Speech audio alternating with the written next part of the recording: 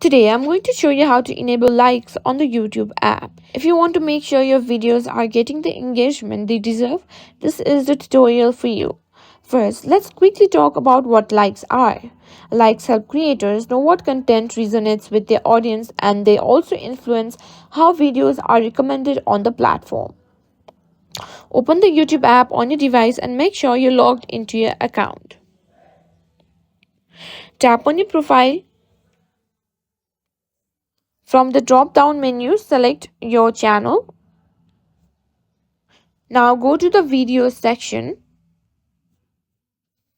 where you can see all your uploaded content. Select the video you want to enable likes for. Next, tap on the pencil icon to edit the video settings. In the video settings, make sure the option for allow likes and dislikes is enabled. If it's turned off, just toggle it to enable it. After making your changes, don't forget to save.